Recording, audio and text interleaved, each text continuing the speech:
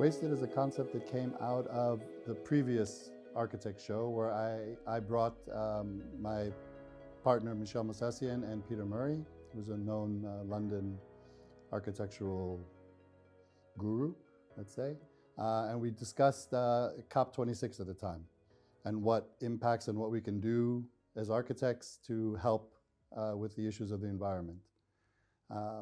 Last year's show, which was Waste Not, Want Not, that concept came about as a result of the intersection of the reality of looking at creating something new for 2 days, and after giving a talk about not being wasteful.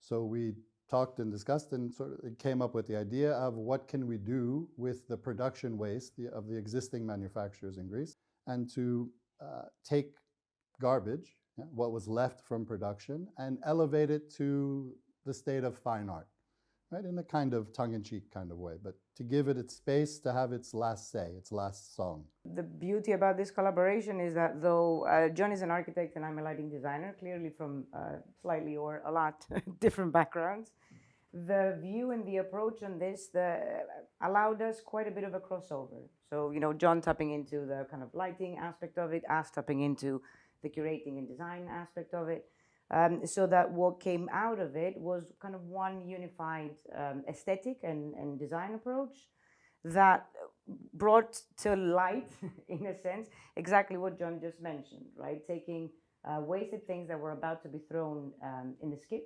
basically, and elevating them into elements and objects, and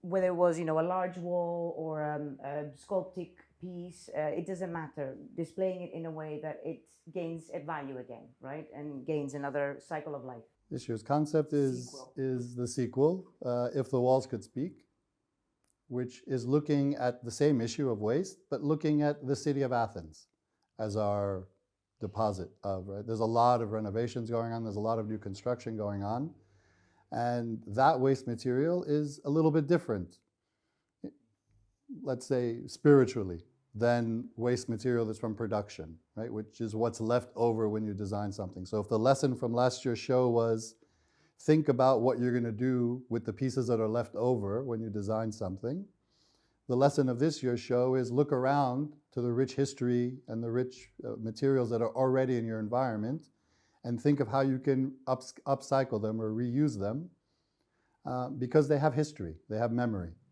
Thousands of people have grabbed the handrail. The walls have echoed millions of voices, right? The footsteps have been heard.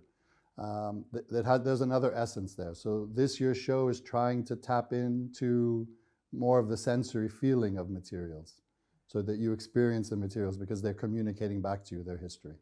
It's generally project-generated waste, which ends up providing us with almost complete pieces, while last year it was leftovers, basically, of the fabrication process. This year, they're completed items, pieces that have already been used or have had a use and are now being repurposed and reused for the sake and the merit of this year's installation. So that gives it's a lot more three-dimensional than it was the year before, for, I think, obvious and practical reasons. And a bit more theatrical. And a lot more theatrical and a lot more submersive.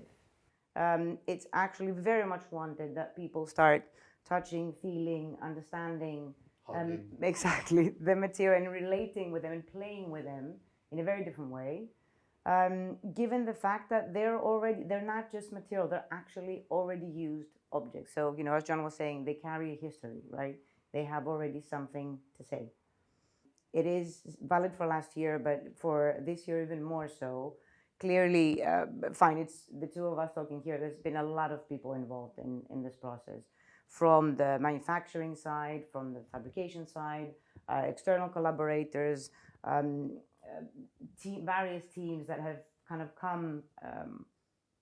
joined this crazy idea, which is not always very easy to explain, but it's been phenomenal the way that people have come on board and embraced that whole concept and contributed immensely in various stages and parts of the project. The idea is to not only make them, but make them category A, right? as good as or better than something new, because there is more richness, there's more history, there is actually more texture. And also very important for me is this really shows the skills of the Greek fabricators, right? Which is a nice opportunity to start to develop a niche skill set, right? In Greece's industry, in fabrication industry, there's phenomenal fabricators here who have tremendous skill, and this, I hope, gives them the opportunity to show off a bit and say, look what we can do. Look what we can do with what's left over. Look what we can do with these broken pieces. Which to me is actually, the underlying sort of secret theme of all of this is to really show how good these guys are, because they are really very, very good.